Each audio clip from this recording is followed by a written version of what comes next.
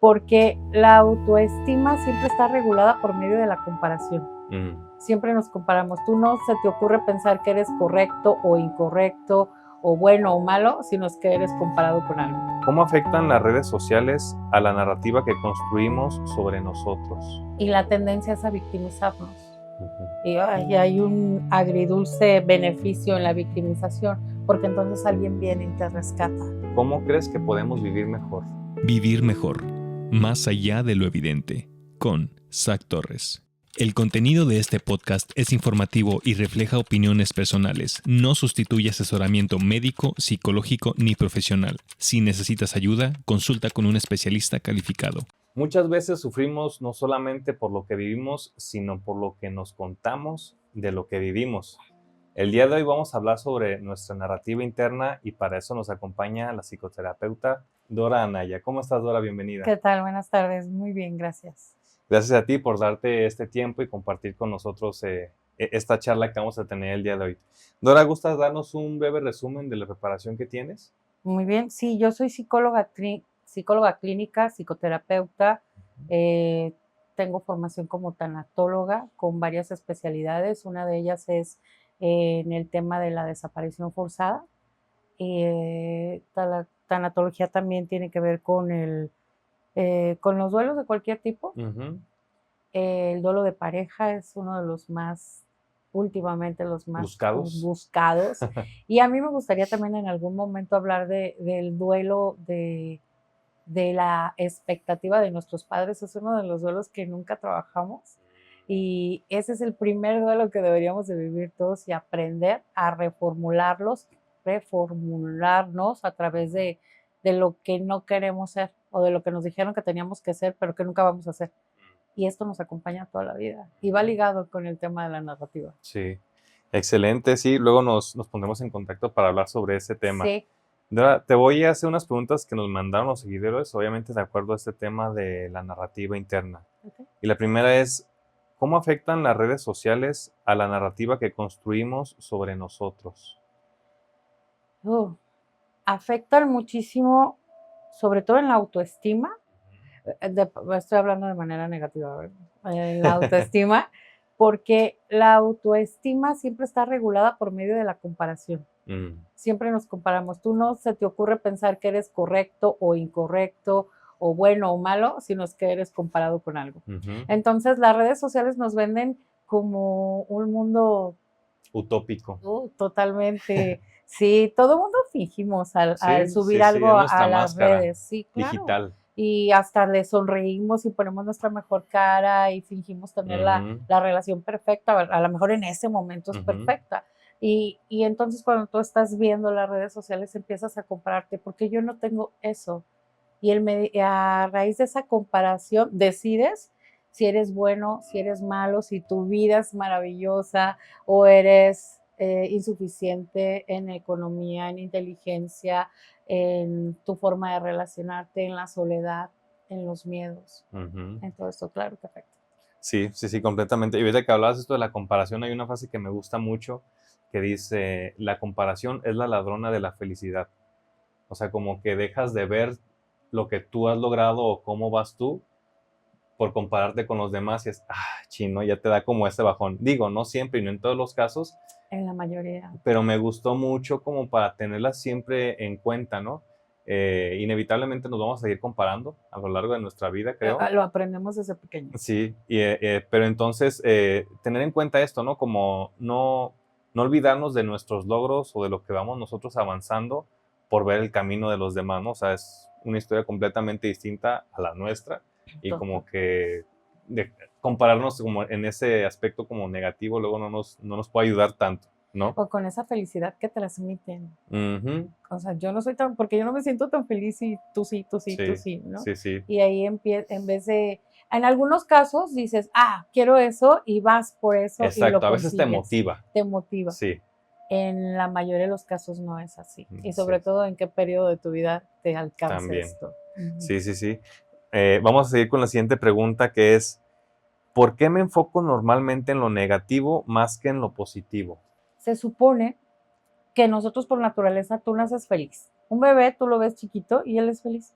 No le importa de qué color es, qué complexión tenga, ¿En qué familia nació? si trae el mismo pañalero de ayer. Él no dice, ¿por qué me vistieron de igual que ayer?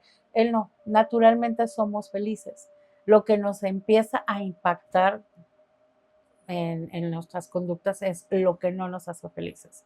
Cuando ya nos robaron, o aquellos sucesos que te impactaron en la infancia, lo que te faltó, si tu papá se fue, cualquier suceso, si te bullearon en la escuela, rompe tu estado natural, que es la felicidad, ¿sí? Y después de esto se repite y se repite y se convierte en un estado natural, y la tendencia es a victimizarnos. Y hay un agridulce beneficio en la victimización, porque entonces alguien viene y te rescata, y te salva, y te sana, y te cuida, y te gusta. Y si se repite este doloroso evento donde no lo sanaste, se empieza a hacer una conducta repetitiva. ¿Y no crees que, creo que va a estar difícil, pero que esa persona que llega a salvarse y a sanarse sea uno mismo? ¿No debería ser así? Primero te tendrías que dar cuenta qué fue lo que tanto dolió y cómo rompió, y precisamente la narrativa que tienes al respecto.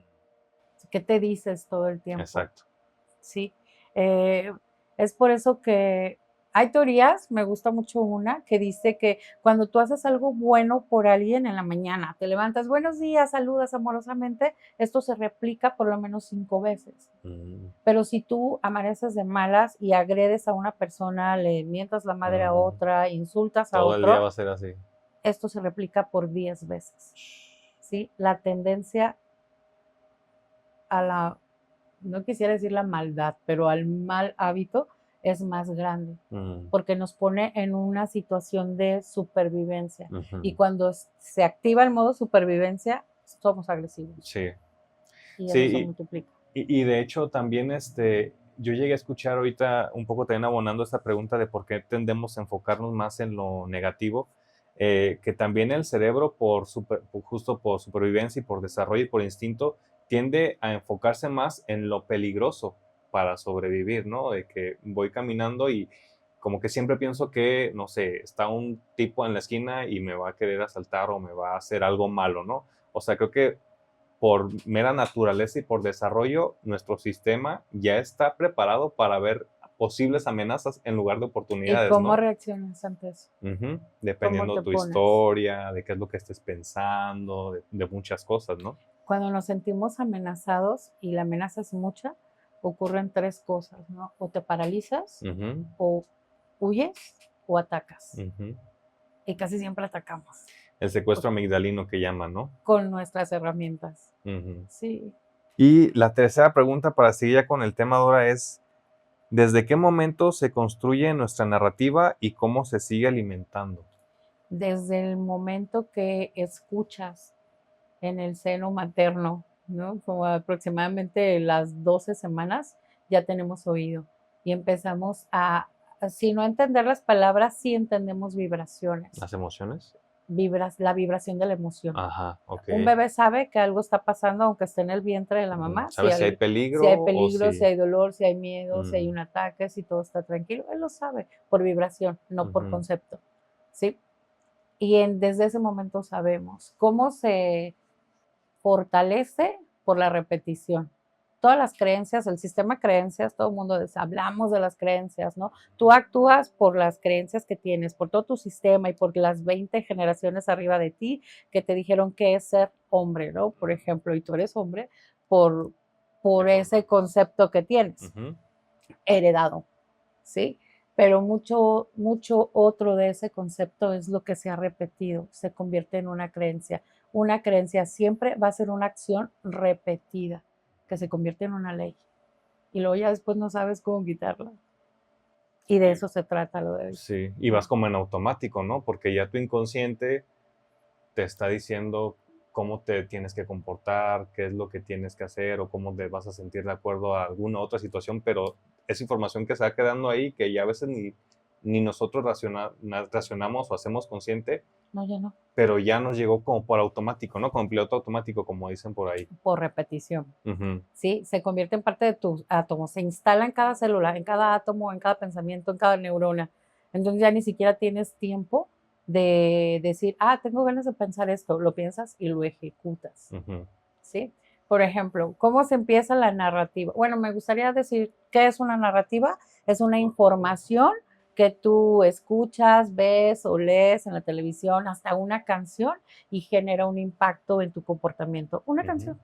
Sí, una canción la cantas Sí, y las de qué bonita, despecho y te dan mal ganas de amor bailar, oyes a la Jenny o al Juanga o a esta Sí. música que simplemente la escuchas y te genera un algo, o una noticia que te puede revolver el estómago, una película que te llena de miedo, o una historia de amor que te llena de amor, ¿sí? O sea, lo que quiero decirte es que toda la narrativa te va a generar un impacto emocional, una respuesta fisiológica, neurológica, y después vas a actuar en función de ello. Vas a ver al cine una película de amor y sales con ganas de hablarle a tu familia, de hablarle a la pareja, o al revés, ves una película de terror y a la noche no puedes dormir, ¿sí? Y no sabes por qué aparte, porque no lo relacionamos, ¿sí?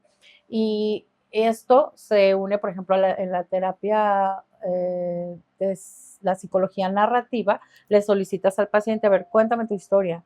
Y siempre hay un tema principal. No, ¿sabes qué? Vengo a contarte que todas mis parejas me abandonan, ¿no? Y mi marido siempre me abandonó, nunca me ayudó, ¿no? Empiezas a ampliar, a ver, cuéntame, ¿cómo que nunca? Desde el día uno, y si nunca te ayudó, ¿por qué elegiste estar con él 20 años? No, espérame, es que sí me ayudó. Bueno, no era Bueno, no era siempre. nunca, sí, y hubo momentos bonitos. Entonces empiezan a ampliar la historia y empieza a cambiar la emoción. Esto sucede en la psicología, donde utilizan este recurso de la narrativa. Te cambio la narrativa, te la modifico, o empiezo a que traigas a escena los momentos casi insignificantes para darles otro sentido a tu historia. Ok, muy bien. De lo que hoy vamos a hablar es de esa narrativa inconsciente, o de las secuelas de la narrativa 1. ¿Sí? Es decir, nace un niño, bueno, un niño de 4 o 5 años, ya le empezaron a decir, ay, te pareces a tu papá, ¿sí? Sí, igualita a tu papá, sí, mira esa sonrisa, esos ojitos, que no sé qué.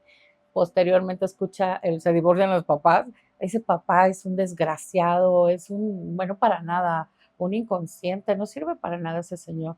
El niño automáticamente pega, Sí. me parezco a mi Yo soy papá, como él, soy un tampoco. bueno para nada, y mi mamá no me quiere. Y no sabes qué mando, y mi mamá no me quiere, y soy diferente a mis hermanos, y no soy merecedor de. Ok, esa es la secuela. Y al niño le dicen, mi amor, eres un encanto, y ya se encuentra ahí todo ambiguo de que, bueno, si me quieres o no me quieres, ¿sí? Se confunde. Ajá. ¿Cuál es la secuela de esto en la edad adulta? Esto es como muy obviado lo que estoy diciendo, pero no sucede así, ojalá sucediera así, porque sería muy fácil de detectar. Entonces el niño en la edad adulta quiere tener una novia, por ejemplo, y su primer pensamiento en segundo, tercero, quinto plano es, pero estoy chino, o estoy moreno, o alguna característica, ¿cómo me va a querer? Y a lo mejor se encuentra en una persona no adecuada, pero cómo él está sobrellevando la situación con todo esto que se está narrando aquí de manera inconsciente, entonces empieza a ser demasiado permisible, ¿sí? Empieza a permitir relaciones o trabajos o amigos o situaciones que no son tan buenas para él, pero de acuerdo a su narrativa de ser incompetente, insuficiente, de no merecimiento, empieza a aceptar cualquier situación. Estoy hablando como muy obvio y muy evidente, pero no sucede así. Entonces, en terapia, lo que yo suelo decirle a mis pacientes es, a ver, parte de la terapia, yo digo esto siempre, ¿eh? Yo funjo como un espejo de aumento enorme. Yo no te voy a decir qué hacer, yo solamente voy a espejear eso que tú eres. Para esto necesitamos un cuaderno de notas mentales, un diario, me dicen ellos. No, un diario no, porque no quiero que pongas, querido diario, hoy me enojé otra vez. Me levanté de malas. Hoy comí chilaquiles. No, quiero que me digas lo que piensas de ti. Les hago una pregunta muy básica. ¿Y tú qué piensas de ti? ¿Quién eres, no? Y pues la persona, ¿cómo que quién soy? Pues soy Y le fulano dicen de el tal. nombre, ¿no? Por lo general. ¿Y qué eres? No, pues, ok, no te lo pregunto así. ¿Qué se siente ser tú? Digo, vienes a terapia, ¿cómo te estás sintiendo? Pues me estoy sintiendo triste, devastado, ¿no? Y dentro de la terapia, la narrativa, de sacar todo eso que piensas de ti, que no sabes que lo piensas de ti, sin embargo, ejecutas tu vida basada en ello, y te das cuenta de todo eso que piensas de ti, híjole, a veces es devastador, ¿no? ¿Qué se siente ser tú? Pues en este momento se siente vergüenza, o se siente Mm. miedo, o se siente frustración, vacío, soledad, que no merezco. Y Ujú. pasan varias sesiones para que se percaten y para que lleguen a ese punto. Pero lo maravilloso que ocurre con las emociones, no sé si sepas de la ley de la rendija, cuando volteas a ver una emoción, esta automáticamente se modifica. ¿Sí? No necesitas como hacer algo tan elaborado, simplemente se modifica, así como, hey, ya te vi, ya te estoy viendo que no te sientes tan adecuado, que incluso te sientes igual de insuficiente cuando vas a solicitar un trabajo o cuando quieres gustarle a alguien o cuando estás comiendo en un lugar público o sexuando o haciendo cualquier cosa, automáticamente vienen a acompañarte esa narrativa, esa historia que te cuentas de ti, que te dijeron que tenías que pensar, pero que nadie te preguntó si la querías pensar. Porque nadie te preguntó, oye, de casualidad quieres sentirte todo inadecuado o todo incompetente por tener esas Insuficiente. características físicas. ¿Cuáles características físicas? Pues así, como blanquito. Es que aquí todos somos morenos y todo es blanco. Mm. Y de repente te empiezas a sentir no querible por algo que ni se te había ocurrido que era no bueno para los demás. Y ahí es donde hablo del duelo del ser tú, ¿sí? Mm. Entonces, primero logro que el paciente se percate de toda esta narrativa y si la quiere tener. O sea, ¿quién dijo que no está bien ser de tal color o tener cierta característica o no poder eh, hablar inglés, por ejemplo? No puedo hablar inglés, no me sale. Ah, ya soy tonto. O no puedo resolver, no sé, un problema matemático. No Ujú. puedo. Entonces ya soy tonto. No, pues simplemente yo no puedo resolver un problema matemático, pero soy muy bueno en música. Eh, y esto es muy social, ¿eh? Tendemos a etiquetar a las personas. Claro. Esa etiqueta va a las redes sociales te la rebotan y entonces refuerzas la creencia de que no eres suficiente. Y así como mencionaste hace rato que se construye por medio de la repetición, ¿Una sí, creencia? ajá, una Ujú. creencia, creencia limitante les llaman a veces, ¿no? Dependiendo si te está Sistema de funcionando o creencias. no. Ajá. Podría hacerlo a la inversa. Ok, ya identifiqué que yo traigo esto de no soy suficiente, ¿no? Obviamente voy a un proceso de psicoterapia, pero una herramienta, o sea, por ejemplo, algo que me gusta mucho a mí hacer es verme al espejo y decir unas afirmaciones positivas sobre mí, Ujú. como qué es lo que pienso de mí, y también lo digo como en tercera persona, ¿no? El repetirlo esto, el coco wash famoso que dicen también, o sea, podríamos usarlo a nuestro favor de todos los días repetirnos, o no siempre funcionan las frases bonitas e inspiradoras. Sí funcionan, pero tienen que tener un sustento. Ujú. ¿Sí? Claro que está bien padre que te digas, oye, me gusta, estás haciendo las cosas muy bien. Por ejemplo, si yo te digo, oye, eres exitoso en este momento, te consideras una persona exitosa y me puedes decir, tú volteas así como que dicen, voy a hacer un paréntesis, que tenemos entre 60,000 y 90,000 pensamientos al día, Ujú. según la persona, según el talk que Ujú. tengas y según todo, ¿no? Entonces te toca el más o menos como 4,000 por hora, no sé cuántos te toque, ¿no? Si yo te pregunto ahorita, oye, ¿tú eres exitoso? Y me espero tantito. En estos 10 segundos ya pasaron como 100 conceptos en Ujú. ti.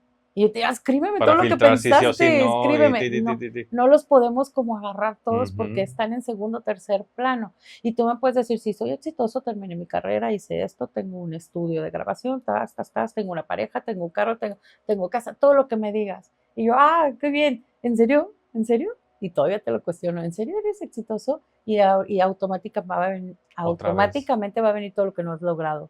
Y Mm. todo lo que no, Lo que te pero falta. voy a decir que sí, pero no, me falta esto, ¿no? O si te digo, oye, nos vamos a París la semana que entra. Y tú dices, sí, sí, tengo ganas de ir a París, vámonos. Y luego va a venir, no, pero sí, pero tengo trabajo, pero no sé qué, pero no tengo dinero, porque le voy a decir a mi familia, ta, ta, ta. Ujú. Ante una pregunta, ante un concepto, ante un estímulo, ante una narrativa externa, vas a contestar como con 100 internas. Y no nos damos cuenta. Y luego las ejecutas y dices, carajo, ¿por qué no puedo ser exitoso si yo todos los días me levanto en la mañana, me digo cosas bonitas, llego temprano al trabajo, pago mis impuestos, separo la basura, le hablo bonito a la gente porque no me está yendo súper. Pues por esa narrativa. Eso que no sabes, que te estás contando todos los días y que funciona como la receta de cocina, que funciona como un mandato divino, inquebrantable, hasta que lo identificas. Uh-huh. Entonces, imagínate tú cuántas veces tienes que revertir el daño para que se convierta en una narrativa positiva. Si llevas 30 años diciéndote lo mismo, que no te habías dado cuenta que te estás diciendo lo mismo, ¿y cómo sé que no? Porque no somos aquello que queremos, porque no somos millonarios. Todo el mundo podemos, dicen, ¿no? Que todos somos iguales, que todo el mundo tenemos esa capacidad. ¿Por qué no somos plenos? ¿Por qué no amamos en plenitud? ¿Por qué no amas tu simple existencia en este planeta? Porque no importa qué tan correcto o incorrecto según quién seas, porque aprendemos de alguna manera a no querernos del todo. Uh-huh. Sí, y lo complicado también muchas veces es justo como decíamos, todo se va construyendo desde que es un bebecito, un niño, y en ese momento, ¿qué filtros, qué herramientas tienes para decir, Nadie te pregunta. Esto no me toca, esto no es para mí, esto sí lo voy a interpretar así, no, esto no era como, o sea, no. vas llenándote ahí en el inconsciente de un montón de cosas, como ideas. Si estuvieras escribiendo un argumento, o un libro, y se me dijeran, a ver, el libro, ¿no? Agarra tu libro. Ay, ¿de qué se trata tu vida? Tú en primera hoja. Hijo primogénito, no sé, hijo número tal de la familia de fulano de tal, y fulano de tal era un eminente escritor, y no sé, ¿tú no eres escritor? Ah, ok. Sí, ¿sabes? Empiezan esas comparaciones, y luego el hijo, si en caso de que seas el hijo primogénito, hay demasiadas expectativas, y ocurren tantas cosas que no nos damos cuenta que va matando pequeños pedacitos adentro de ti que después es bien difícil encender. Pero ¿y no crees que es inevitable ese proceso por el que pasamos y que de alguna forma en una madurez, en una adultez, si lo trabajamos y tenemos este trabajo personal, valga la redundancia, nos ayuda a ser como un poco una mejor versión? Por supuesto, pero primero tienes que saber qué. Claro, primero lo tienes que identificar, ¿Sí? ¿no? ¿Y cómo te das cuenta? Identificando tu narrativa. Eso que te dices todos los días, desde cuando vas caminando, desde cuando te ves al espejo, cuando eliges la ropa que ponerte, cómo determinas el éxito o no de tu día. ¿Sí?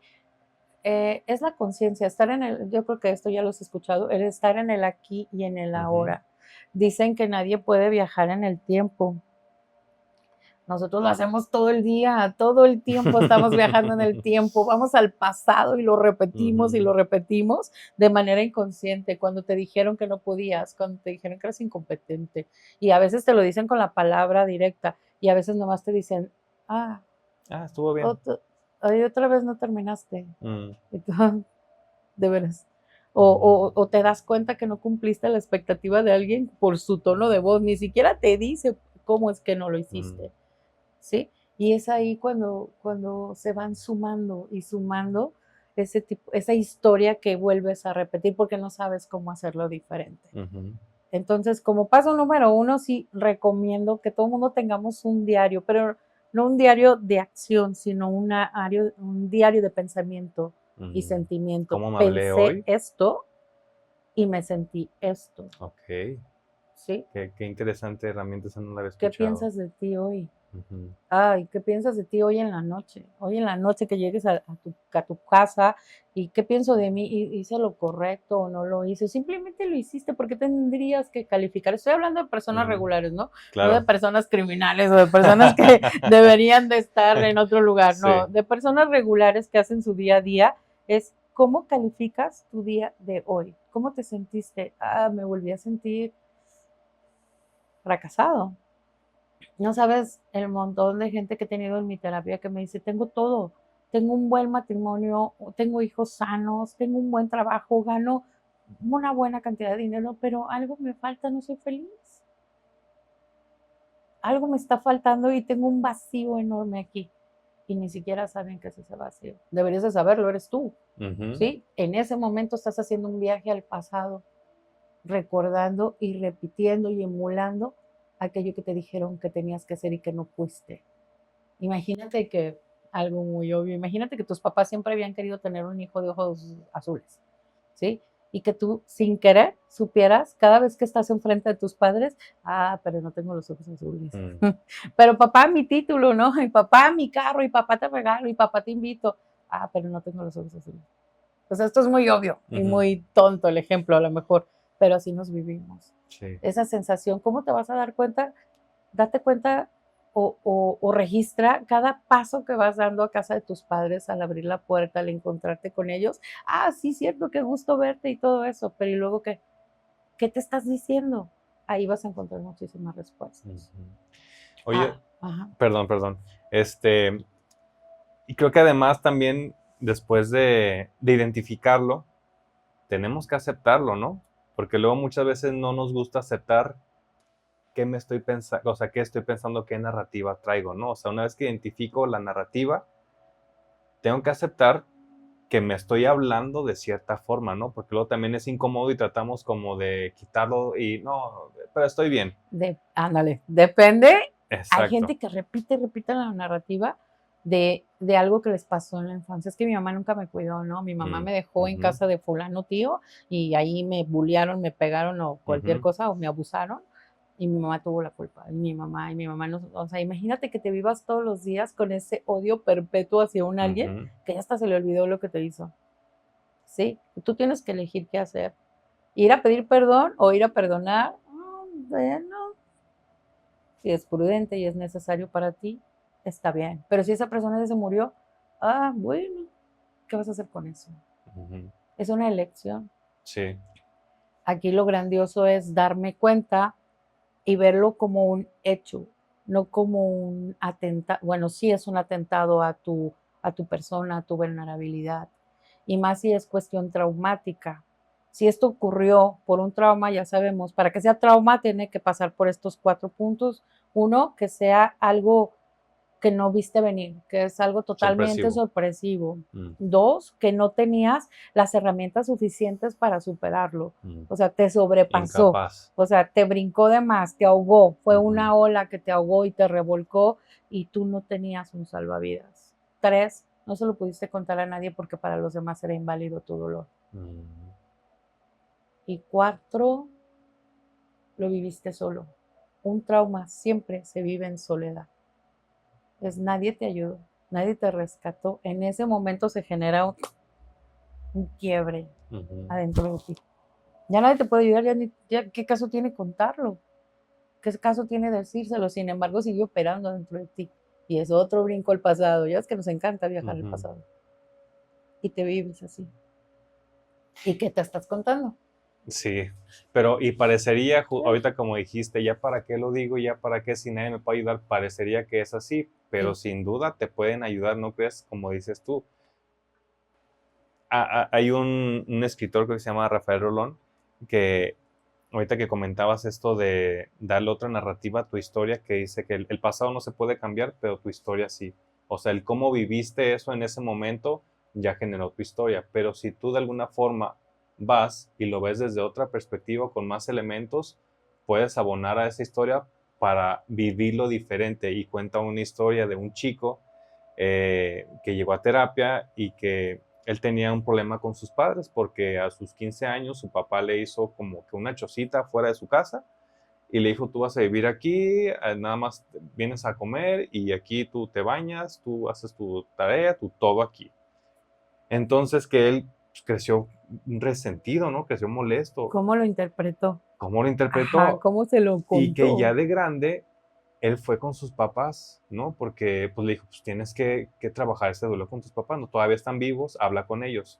Habló con ellos y que los papás se sacaron de onda y se agarraron llorando. Y que le dijo, no, hijo, eso lo hizo tu papá porque tú ya ibas a entrar a la universidad, a la preparatoria. No me acuerdo que estabas teniendo muchos problemas y vimos en ti malamente el potencial más que en tus hermanos.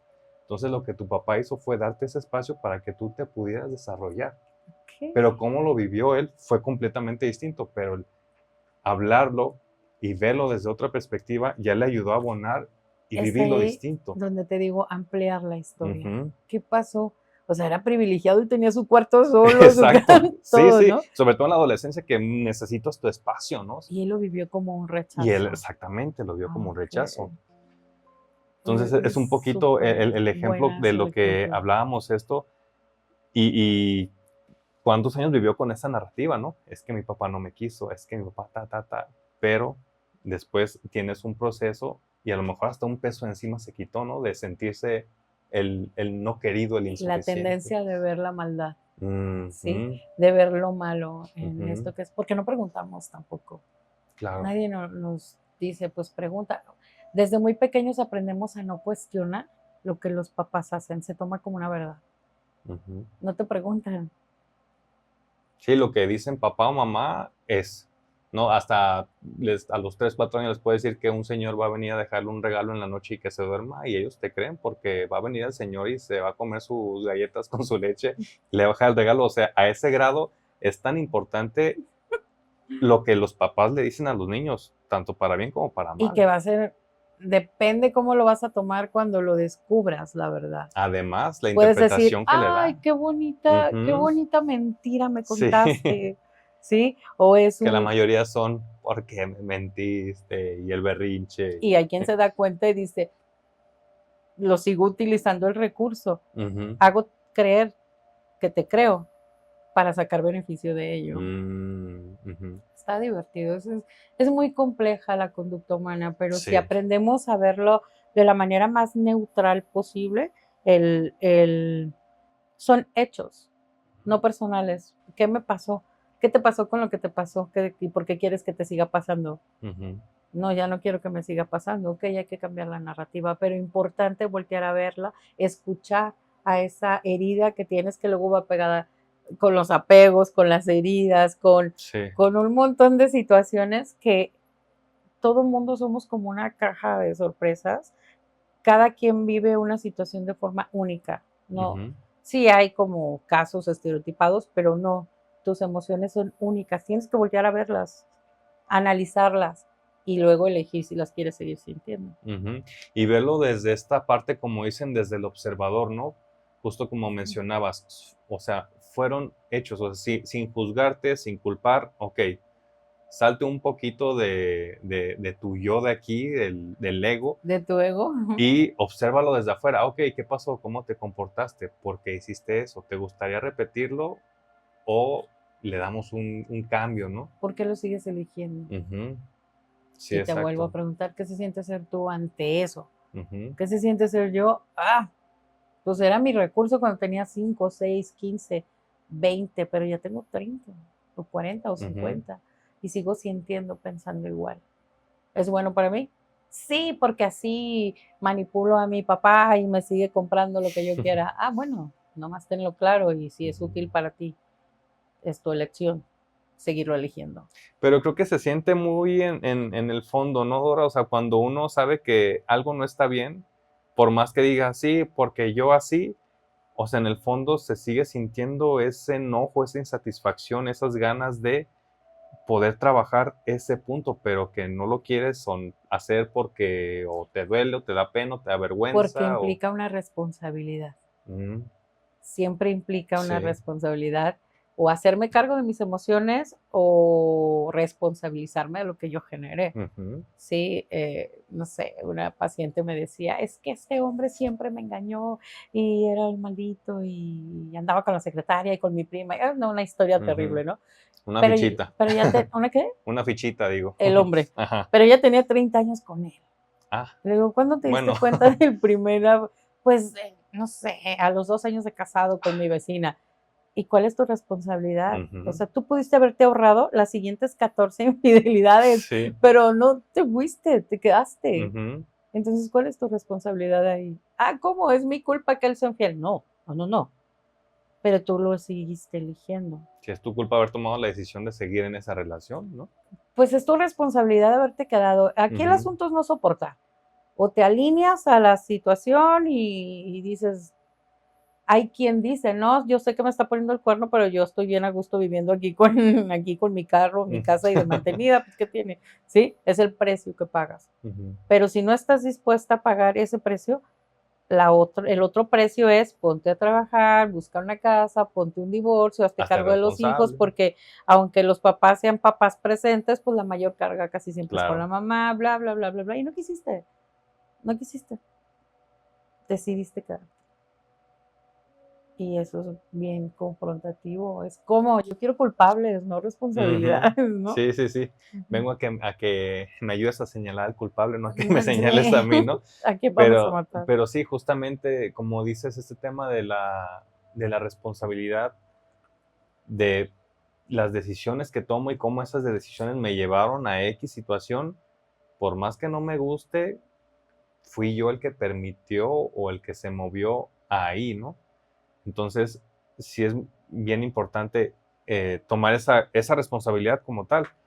Y en muchas ocasiones, como comentamos, pues se juntan muchas cosas y se va haciendo cada vez más compleja, ¿no? Pero tal vez es porque en su momento no se trabajó o se habló o se hizo consciente.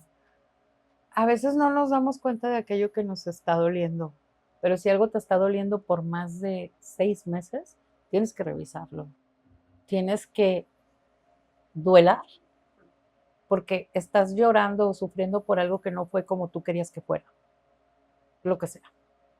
¿Sí? Y esto tiene mucho que ver con contexto, con comparación, con las redes sociales, ¿sí? Porque si tú en algún momento viviste en alguna zona rural y nunca tuviste unos tenis de marca, pues nunca vas a sufrir porque no los tuviste, porque ni siquiera los conoces, ¿sí? Pero cuando te das cuenta que existen y que tu papá nunca te compró unos, porque tu papá además andaba con guaraches, o sea, empiezas a sufrir por algo que dices, yo te digo, ¿de verdad los quieres? Pues ponte a vender vacas o lo que sea y cómprate tus tenis. No lo sé. Tendrías que responsabilizarte de tu carencia para luego cubrirla y sanarla. Pero pues es que depende de cada quien. Pues no estamos hablando de un niño, de un adulto. Claro. Sí. De cada persona y cada contexto. Y primero te das cuenta que hay una tristeza muy grande. O sea, hay una tristeza, una incomodidad, un vacío que no sabes cómo cubrir. Número 1, identificarlo. Y luego, ¿qué te dices de ese vacío? Y luego buscar las herramientas y capacidades y habilidades. Y luego reconocer la responsabilidad que tienes en ese vacío cuando ya eres un adulto. Y pues eso requiere de mucho trabajo que a veces no queremos hacer. ¿Por no querernos hacernos responsables o qué otras cositas has identificado tú en terapia que le cuesta mucho a las personas? Depende de la edad en la que fue el daño y las capas. ¿Qué tan profundo está? Depende de la identidad. Ya ves que generalmente una lesión emocional puede ser a nivel ambiental, a nivel de habilidades, a nivel de creencias, a nivel de identidad o a nivel de espiritualidad. Difícilmente alguien daña tu espiritualidad. Creo que nadie puede hacerlo. Esa está intacta. Pero sí pueden dañar tu identidad, tus creencias, tus habilidades y tu entorno. ¿Sí? Entonces depende en qué nivel sea el daño y a qué edad vas a tener las herramientas para salir de ello. Ya ves que todo el mundo ya criticamos a Freud, bueno, yo a Freud de que obsoleto y que la fregada, pero él tenía 5 etapas, las etapas psicodinámicas, ¿no te acuerdas? Anal, oral y fálica y no sé qué. Y él tenía una teoría que a mí me gusta mucho. Las personas se comportan de acuerdo a la edad en la que fueron dañados, ¿no?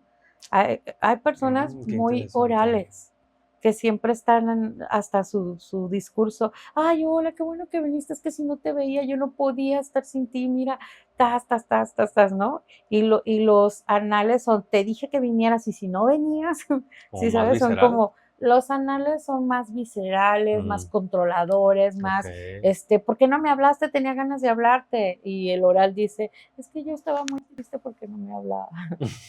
Y el fábrico dice, te estuve hablando y no me contestaste con una chingada. ¿Sí sabes? Entonces depende de las conductas, tú vas a identificar en qué edad fue el daño y obviamente las herramientas. Alguien que está sufriendo muchísimo, y esto sin intención de nada, cuando te ataca un dolor muy profundo, la mayoría de las personas tienden como a hacerse chiquitos o una bolita y sufrir y paralizarte. Si tú te paralizas, esto te pasó en etapas muy tempranas. Bueno, en fin, son teorías que a mí me han servido mucho para identificar como la personalidad del individuo, porque no le... tengo una maestría en terapia gestal. La gestal es muy confrontativa, es muy... y te rompe y le vale a veces, ¿no? Y la gestal no es para todos. Porque puedes confrontar mucho a una persona con características orales y se va a romper, se va a ir de la terapia, no se va a quedar a que lo rescates o a que le enseñes cómo rescatarse. Más dañado. Se va, y luego ese es muy grosso psicólogo. No, hay que identificar en qué nivel está la herida para que no lo rompas más. Oye, Dori, ¿me puedes dar un ejemplo así muy rápido de cada una de las capas? Porque se me hizo muy interesante. O sea, ¿cómo se vería una herida en la capa ambiental? ¿Me dijiste que es la primera? Sí, ambiental tiene que ver con... todas de alguna manera están embarraditas de todo lo demás, ¿sí? Pero, por ejemplo, este ejemplo que me dabas me gustó mucho, del hombre que sacaron al chico que le pusieron, ¿no? Su casita. Pues la herida podría ser como muy ambiental, lo sacaron de la casa y él así como que, sí, o pues te quito la puerta de tu cuarto. Yo quiero cenar con ustedes, no, llévate tu comida a tu cuarto, ¿no? O sea, eso fue como muy ambiental, pero le afectó en otras cosas, ¿sí? ¿Cómo se pudo haber solucionado? Ok, hay que hacer un pasillo y tu cuarto ya forma parte de la casa y mire, ya estamos todos en la casa otra vez, ¿sí? En cuestión de habilidades, tú no puedes, estás tonto. O sea, no puedes, quieres ser, no sé, nadador oficial o quieres ser basquetbolista, pero mides unos 50, no puedes. Ya vimos, ya nos han demostrado que sí pueden, hay gente, ¿no?